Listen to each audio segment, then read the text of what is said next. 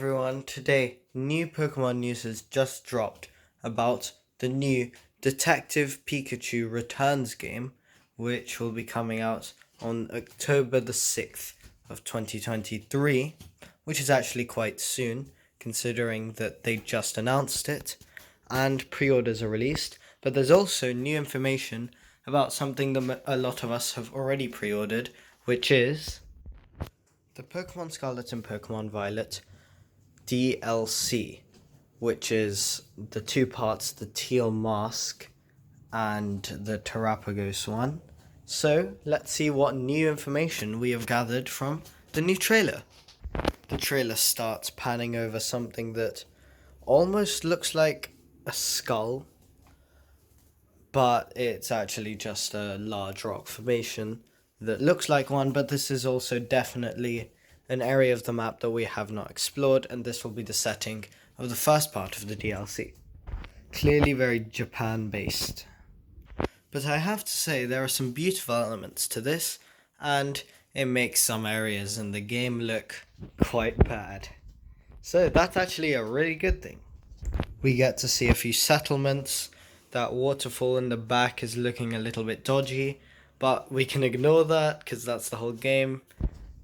Gligar is spotted as a new Pokemon, Corphish is here, and here we have a scene of the player character running with part 1, the teal mask, advertised as this. We see that they have taken quite nice attention to detail for the Pokemon biomes of this area, making the DLC a lot more attractive as we begin to delve further into it. We see two new characters with, well, what can I say, quite dodgy hairstyles, but there's really not much to comment on considering everybody in this game has quite dodgy hairstyles, and the only character that can't have dodgy hairstyles is you and the other students. These two seem like they're going to be quite integral parts of the story, although this might just be a red herring. And clearly we're going to have to be battling them.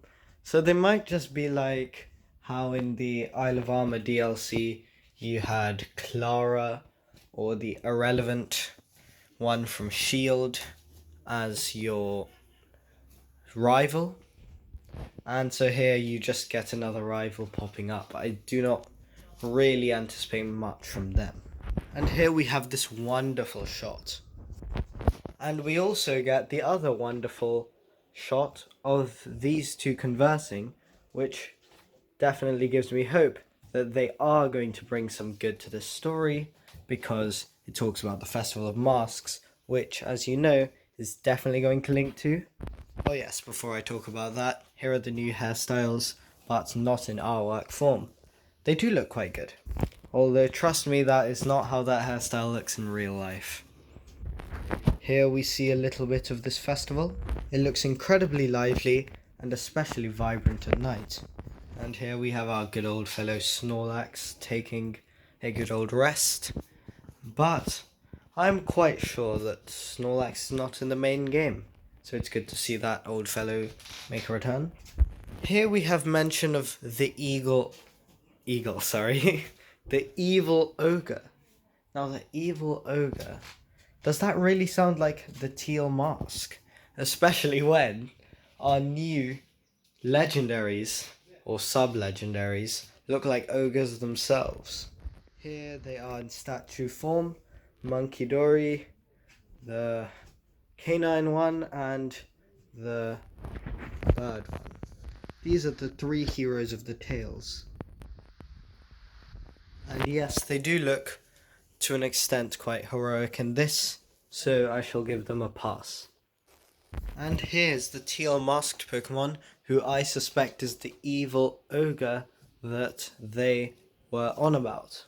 Although I must say it does not seem in any way malevolent or even harmful, but due to its reference being evil ogre, I do anticipate this to have a dark and grass type.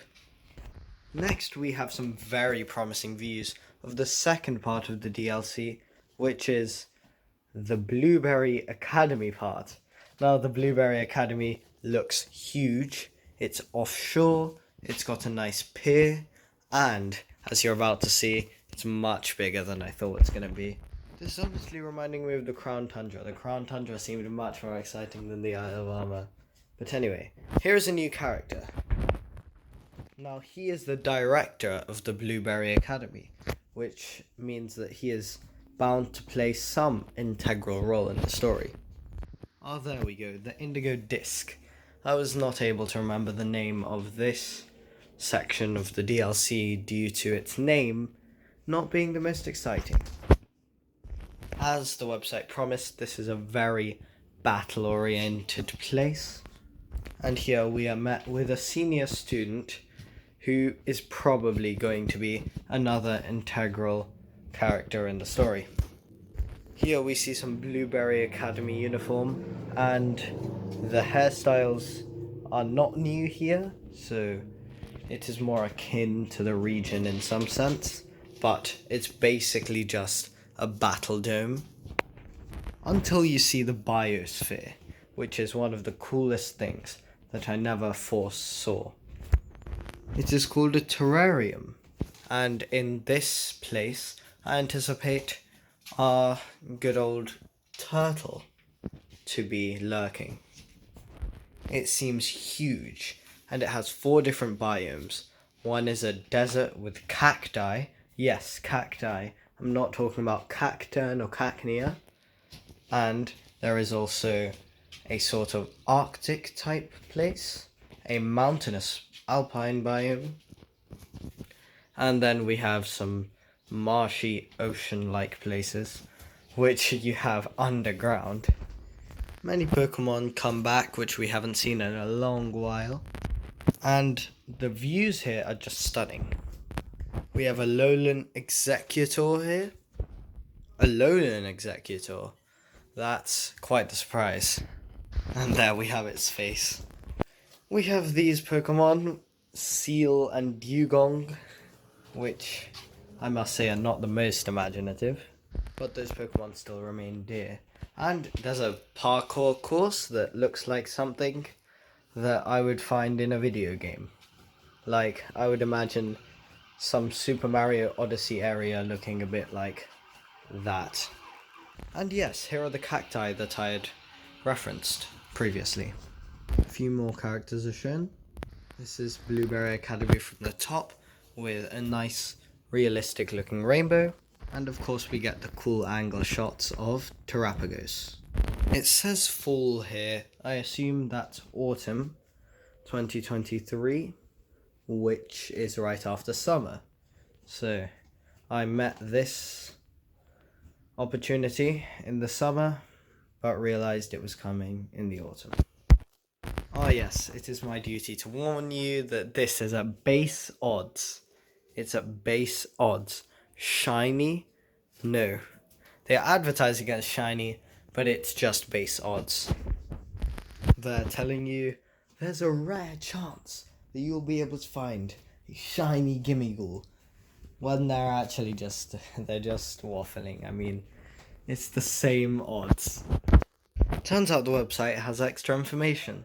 The town is called Musoi Town, your base of operations, which is quite nice. And you can see statues of these new legendaries, and they just showed you the same footage. What have I been doing? Oh, but the terrarium, very nice. Here's something more interesting.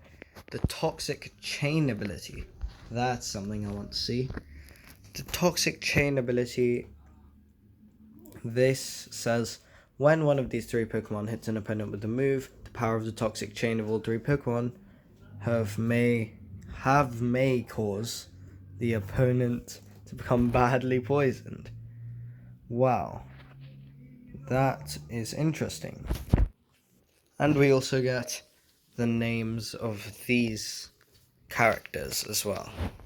So guys, it turns out that my entire video ended up being on this. So I'll make a separate video on the Detective Pikachu. But I thank you for watching, and I kindly request for you to please like and subscribe if you enjoyed the video, and I shall see you in the next one. Bye.